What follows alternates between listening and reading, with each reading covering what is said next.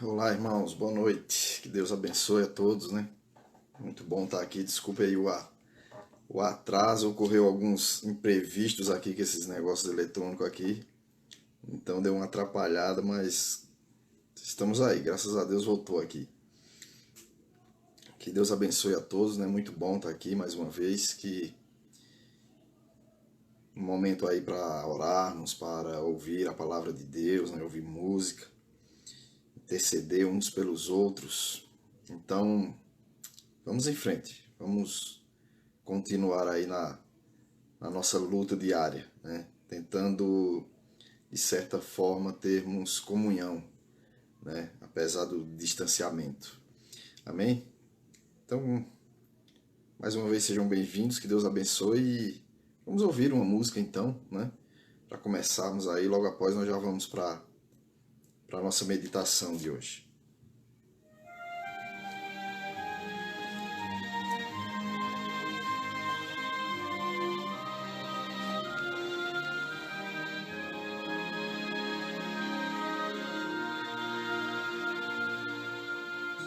Diga para os temerosos,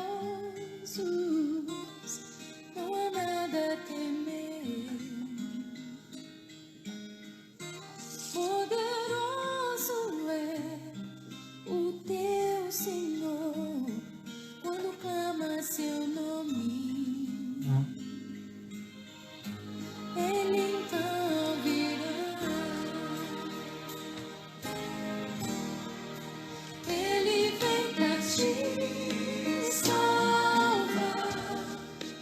Ele vem para te salvar. Diga ao cansado, o teu Senhor virá. Ele vem para te salvar. Ele vem pra te salvar.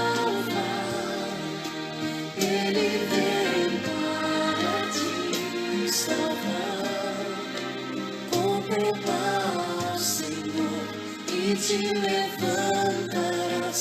Ele vem para te salvar.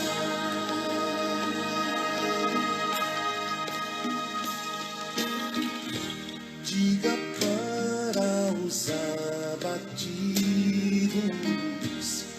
não percam a fé. Poderoso é o teu Senhor, quando clama seu nome. Ele então virá. Ele vem pra te salvar. Ele vem para te salvar. Diga ao cansado, o teu Senhor virá. Ele vem para te salvar. Ele vem para te salvar. Ele vem para te salvar. Contemplar, Senhor, e te levantarás. Ele vem para te salvar.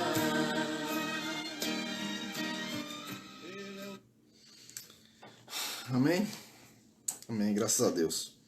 Vamos então, irmãos, para a nossa meditação de hoje lá, continuar aqui nessas cartas aí do Apocalipse, né? Dá até um medo, né, quando fala essa palavra aí, Apocalipse.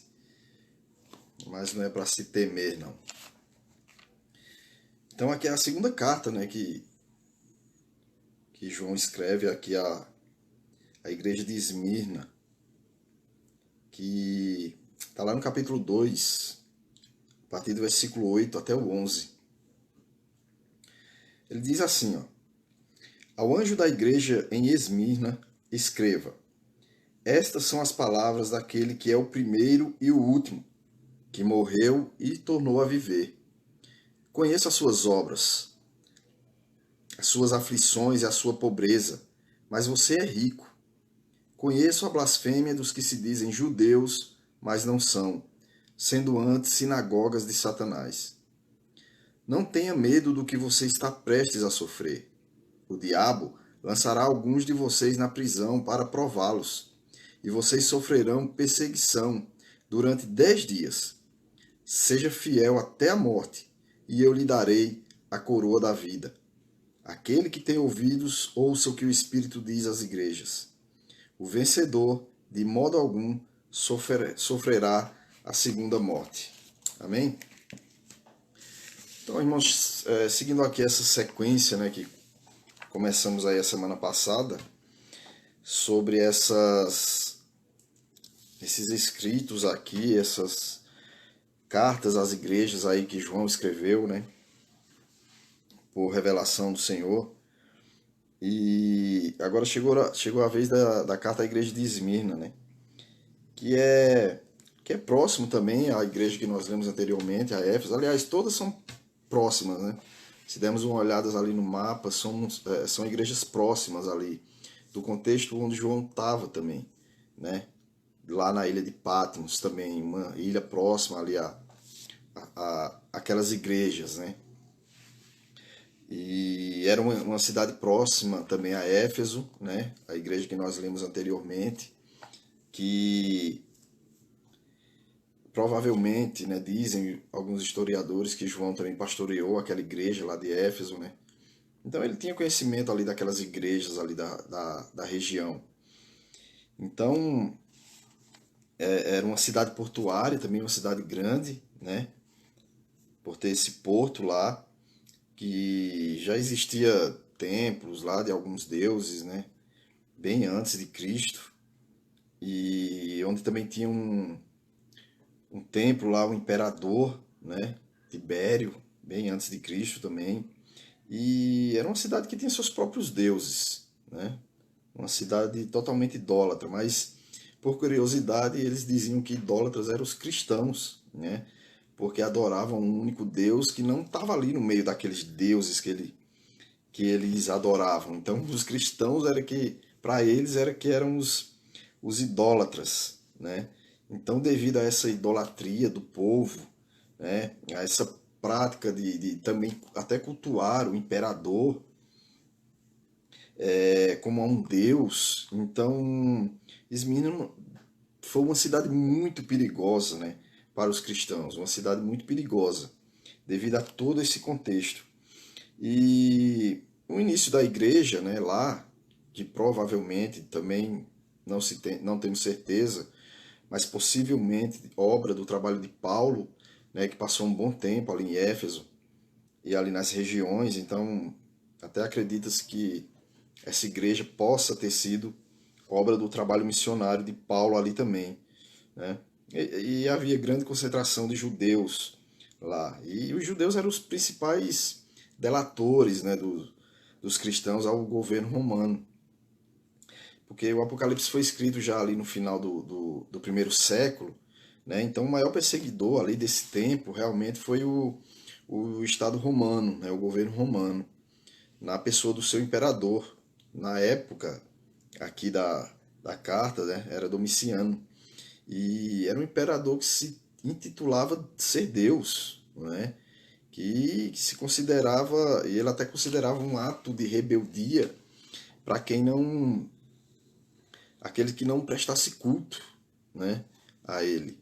Então era um ato de rebeldia. E já viu como que é, né?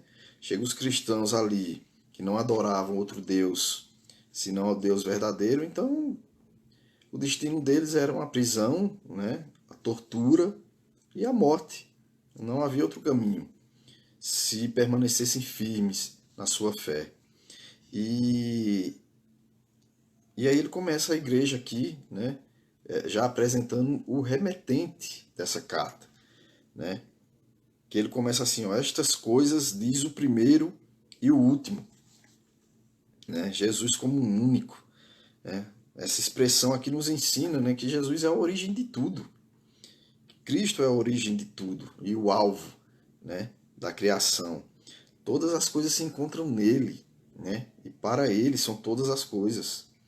E logo nesse início da carta, Jesus já lembra a eles, né, os irmãos ali de Esmirna, que ele é maior do que qualquer imperador, é maior do que qualquer outro deus romano que estava ali naquela cidade, ali naquele contexto, aos arredores.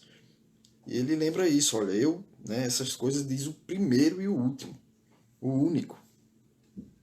E depois ele continua, que esteve morto e tornou a viver, né? Então agora Jesus se apresenta, né? Jesus está vivo, ele venceu a morte. Assim, se também morremos com ele, né, também com ele viveremos. É o que Paulo diz lá aos Romanos, né, escrevendo também. E essas coisas trouxeram conforto, né, aos irmãos, trouxeram esperança à igreja, uma igreja de mártires, né, pois eles agora poderiam ver, né, ter esse vislumbre aí, vislumbrar o futuro de esperança, né, de com o Senhor que está vivo e que reina. Jesus manda esse recado para ele, manda essa carta para a igreja de lá, né? E ele diz, olha, e ele continua aqui, conheço a tua tribulação, a tua pobreza. O Senhor conhece todas as coisas, né, irmão? O Senhor conhece todas as lutas, as aflições, ele conhece. Os cristãos fiéis, né, lá de Esmirna se tornaram pobres não porque não trabalhavam, né, não era isso, e sim porque eram perseguidos. Suas propriedades eram confiscadas, destruídas muitas vezes. Então, a simples sobrevivência, sobreviver num lugar desse já era complicado, né? Ainda mais se ter bens, se ter propriedades, riquezas num lugar desse. Não tinham, né? A perseguição já era terrível e Deus está, e Jesus está dizendo aqui para eles, olha, conheço a tua tribulação, a tua pobreza, né? Mas aí ele diz, ó, mas tu és rico, né? Rico espiritualmente, eles eram ricos espiritualmente. E aí, irmãos, nós observamos que um grande erro, né, que está sendo constante no nosso tempo, né, pregado em nosso tempo, é essa ideia de riqueza do mundo, onde o dinheiro, o sucesso, a fama, né, ter os holofortes são sinônimo de riqueza espiritual, é sinônimo de bênção, né? E essa é uma teologia completamente materialista, né? Se apega só às coisas materiais. Então nós temos que ter a consciência celeste, a consciência celestial, né? E saber que ser rico é juntar tesouros no céu. Ser rico é guardar, né, o que nós temos de mais sagrado no céu, não no material, no que é deste mundo. Porque o nosso coração está lá, né? Está onde nós guardamos o nosso tesouro. Foi o que Jesus falou, né? O nosso tesouro lá está no nosso coração, né? Qual é o nosso tesouro? E qual é o nosso tesouro, né? Vamos nos voltar para a nossa igreja hoje. Qual que é o nosso tesouro? Em que nós estamos gastando todos os nossos esforços, todas as nossas energias. Não há nada de errado em ter bens, né? Lógico, nós sabemos disso, desfrutar o melhor que a terra pode nos dar. Não há nada de errado com isso. Mas o nosso maior tesouro tem que ser e precisa ser o Senhor, né? Não há outro tesouro maior. E aí cabe nos questionarmos todos os dias, né? Onde está o meu tesouro? Onde eu tenho guardado o meu tesouro? Onde eu tenho gastado minhas forças, minhas energias, meu tempo, minha esperança? Em quem eu tenho depositado minha esperança? Nas coisas aqui, terrena, materiais, ou em algo celeste, em algo além disso tudo aqui? Então, serve para refletirmos, né? Jesus falou para eles, olha, eu sei da sua tribulação, sei da sua pobreza, Mas olha, vocês são ricos. Vocês são ricos. E isso é tremendo, né? Ouvir uma palavra dessa vindo do próprio Deus. E aí ele continua aqui na carta, né? Conheça as blasfêmias do que se declaram judeus e não são, né? Provavelmente isso aqui é uma referência aos judeus, pois, né, eles ajudavam os romanos na perseguição aos judeus, né, aqueles que supostamente tinham conhecimento do Deus único, né, agora perseguia a igreja do Senhor. Mas aí o Senhor continua avisando, né? Ele continua avisando. Não temas as coisas que tens que sofrer. Nós oramos, né? Nós pedimos a Deus que para nos livrar do sofrimento, para nos livrar daquilo que vai nos ferir, nos machucar, mas às vezes é inevitável. Às vezes é inevitável, né? E Jesus diz aqui para a igreja, né, de Esmirna, que essas coisas que trazem sofrimento não deveriam ser temidas, porque ele mesmo sofreu, né? Ele mesmo sofreu ali na cruz. E seu sofrimento trouxe vida. Isso é o maior exemplo para nós hoje, né? Um sofrimento que trouxe vida. E lembra bem aquela passagem de Paulo também lá aos Romanos, né? De que breve, né, e momentâneo aqui sofrimento que passamos nesse mundo não se compara com o que há de ser revelado, né? Não se compara. Então temos que ter isso em mente também, né? Mas ele continua aqui na carta, né? E eis que o diabo está para lançar em prisão alguns dentre vós, para ser disposto à prova. E essas perseguições, né, obras aí de Satanás, levaram muitas pessoas à prisão, né, antes do martírio. E era uma grande prova, né, irmãos? Porque eles eram espancados, privados muitas vezes de comida, né, em celas escuras, imundas. E nessas horas de aperto, com certeza muitos chegavam a questionar, né, sua fé, a negar a Jesus. E esse meio tempo aí entre essa prisão, essa tortura e o martírio mesmo acontecer, né, deveria ser um grande conflito dentro da cabeça deles. E da nossa hoje em dia, né? Muitas vezes nós questionamos a Deus quando passamos por alguns momentos difíceis, por algumas situações que parecem complicadíssimas e começamos a questionar Deus, o porquê isso acontece, e não olhamos essas coisas do passado, né? E não só do passado, do presente também, que nós não temos conhecimento, porque nós lemos muito a respeito, nós podemos ler muito a respeito desses mártires, nós podemos ouvir muito a respeito disso, ler muita história, mas na prática nós não passamos por isso.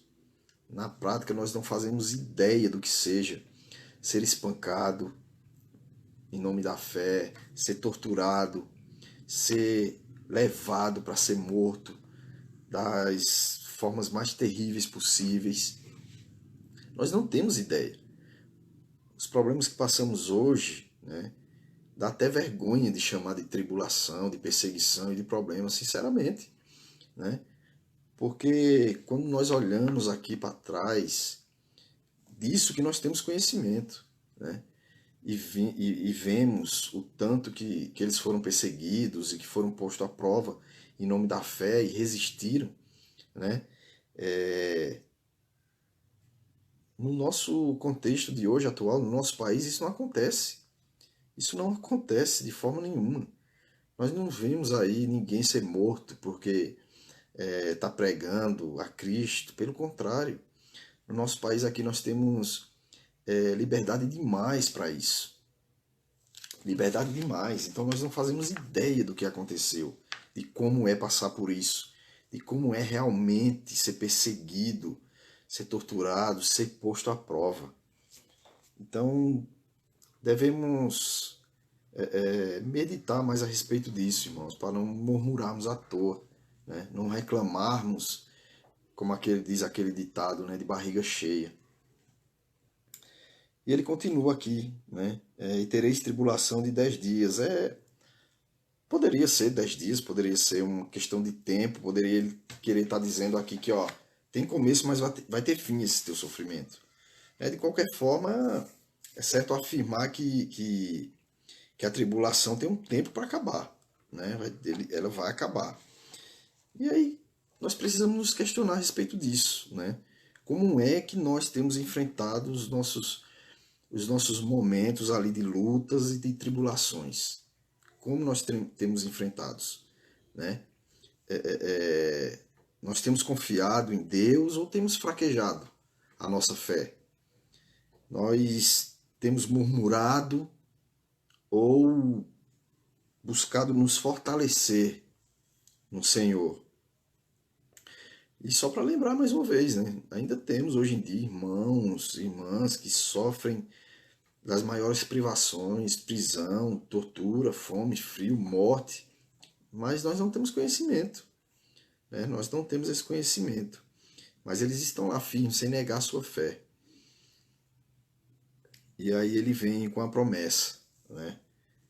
Com a promessa, ser fiel até a morte, e dar-te-ei a coroa da vida, né? A morte para um desses mártires, né, irmãos, poderia não, deveria ser algo temível, lógico, né? Porém, essa promessa, né? Essa promessa de fidelidade incomparável, né? De receber essa coroa no final do esforço, né? Até uma ilustração que ele faz aqui com os esportes praticados lá, né? Onde tinha o esforço de correr, de ganhar e no final recebia essa coroa. Então, essa promessa da coroa nesse contexto, né?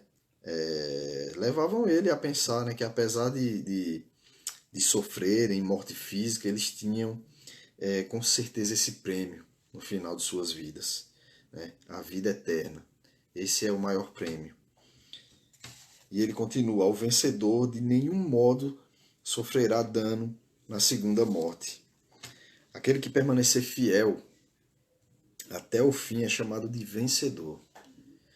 Então, aos olhos do mundo, ele pode ser perdedor, pode ser humilhado, pode passar por problemas difíceis, mas para o Senhor ele é um servo fiel. Para o Senhor ele é um vencedor.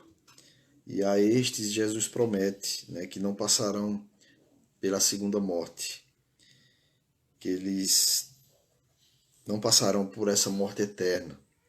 Pelo contrário, encontrarão vida eterna.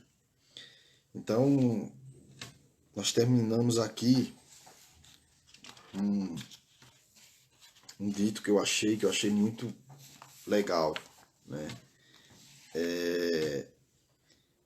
Alguém lá nos primórdios lá da cristandade querendo saber, tendo curiosidade, né, para saber quem eram esses que cresciam tanto, apesar de tanta dificuldade, ele recebeu anônimo, né? Ele recebeu uma resposta assim, ó: eles são os que habitam pátrias próprias, mas como peregrinos. Participam de tudo como cidadãos e tudo sofrem como estrangeiros. Toda terra estrangeira é para eles uma pátria, e toda pátria uma terra estrangeira. Moram na terra e são regidos pelo céu. Amam todos e por todos são perseguidos. São desonrados e nas desonras são glorificados. Injuriados são também justificados. Insultados bendizem, ultrajados prestam as devidas honras. Fazendo o bem são punidos como maus. Fustigados alegram-se como se recebessem vida. Os cristãos da igreja de Esmirna eram reconhecidos pelo Senhor como uma igreja que se esforçava para ser fiel, né? Se esforçava para ser fiel a Ele, mesmo diante do perigo, né, de morte, né? Eles estavam lá, eram conhecidos pelo Senhor por essa perseverança. E nossa igreja, né? E nós? Somos reconhecidas pelo quê? Pelo que somos reconhecidos diante do Senhor? Quais as nossas características, né? O que o Espírito diria à nossa igreja hoje? Qual o reconhecimento que teríamos diante do Senhor hoje? O que ele diria? Que carta ele nos escreveria hoje como igreja? Vale refletir sobre isso. Amém? Que o Senhor nos reconheça como igreja fiel. Que possamos ser essa igreja fiel até a morte, semelhante a essa aqui de Esmirna, né? E que a sociedade que está em nossa volta nos reconheça como verdadeiros seguidores de Cristo. Que sejamos reconhecidos pelo amor, pela fidelidade ao Senhor, não importa as circunstâncias. Amém? Essa é a nossa meditação de hoje, irmãos. Que Deus nos abençoe. Vamos ouvir aí mais uma canção e logo após nós vamos para o nosso momento de oração, né? Vamos orar aí pelas nossas famílias, né? Por aqueles que, pela conversão, por aqueles que pediram. Vamos orar aí pelo Raul, né? Pela Edenilson, por toda a família que está passando por esse momento complicado, né?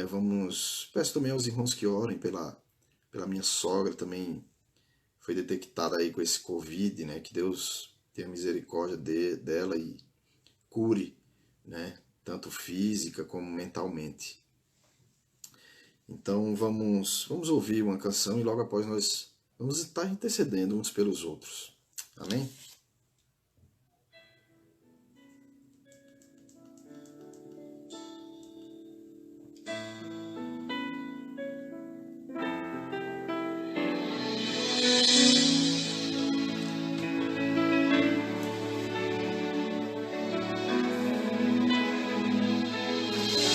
Eu sei das tuas obras, da tua tribulação, e mesmo que pareças pobre, eu sei que és rica em graça. Eu te conheço e sei blasfêmia em ti dos que se dizem serem meus e não são. Eu sei das tuas obras, da tua tribulação, e mesmo que pareças pobre, eu sei que és rica em graça. Eu te conheço e sei blasfêmia em ti dos que se dizem serem meus e não são. Não temas pelo mal que has de padecer, lançados em prisão, alguns de vós sereis tribulação. Amém? Graças a Deus. Vamos orar, irmãos. Vamos agradecer a Deus e colocar diante dele as nossas necessidades. Que seja feita a sua vontade. Vamos orar? Senhor Deus e Pai, nós te agradecemos, Senhor, por tudo que o Senhor tem feito por nós. Te pedimos perdão, Senhor. Perdão pelos nossos pecados, pelas nossas falhas, pelas nossas fraquezas, pelas nossas dúvidas, muitas vezes pela nossa falta de fé. Tende misericórdia de nós, Senhor. Nos ajuda, nos fortalece na fé para sermos fiéis ao Senhor até o fim. Ó Pai, nós queremos colocar diante do Senhor as nossas famílias, aqueles que ainda não te conhecem. Que o teu Espírito, Pai, o revele a cada um deles, tocando no seu coração, mostrando a verdadeira salvação para as suas vidas. Queremos te agradecer, Pai, pela vida da Amanda, que está aniversariando hoje, que o Senhor a abençoe. Que o Senhor dê saúde, a tua paz e a tua segurança em sua vida. Queremos colocar diante do Senhor aqueles que estão enfermos, Pai. Senhor, suplicamos a Ti, Senhor, que os cure. Que os cure, Pai, da sua enfermidade física, da sua enfermidade mental, de todos os problemas que estão passando, Pai. Ser com cada um deles, Senhor. Ó Deus, nós te pedimos pela vida do Raul, que o Senhor abençoe aqueles médicos que estarão com ele ali na cirurgia, que o Senhor dê força, Pai, à sua família, aos seus pais, para enfrentar esse momento de dificuldade, Senhor. Cremos que essa força só pode vir de Ti, ó Deus. Colocamos em Tuas mãos, Senhor, a nossa nação, a nossa igreja, os nossos irmãos, e que o Senhor nos ajude a ser sal, a sermos luz nesse mundo, Pai. Aonde chegarmos, que a escuridão se dissipe. Pedimos que o Senhor nos ajude a levar a Tua palavra àqueles que ainda não conhecem. Te suplicamos por aqueles que estão levando, Pai, que têm esse dom, esse chamado de levar a Tua palavra aos missionários, aos pastores que estão na frente das Tuas ovelhas, guiando as Tuas ovelhas. Que o Senhor os dê força, Pai. Que o Senhor os abençoe no meio desses problemas que nos cercam hoje, dessas circunstâncias complicadas que temos hoje em dia. Senhor, que seja feita a Tua vontade, Pai, em nossas vidas. Em nome de Jesus eu te agradeço e te peço. Amém. Amém. Amém, irmãos. Que Deus abençoe vocês e fique com Deus. Até a próxima. Desculpe pelo atraso aí mais uma vez, perdão, mas graças a Deus que deu certo. Amém?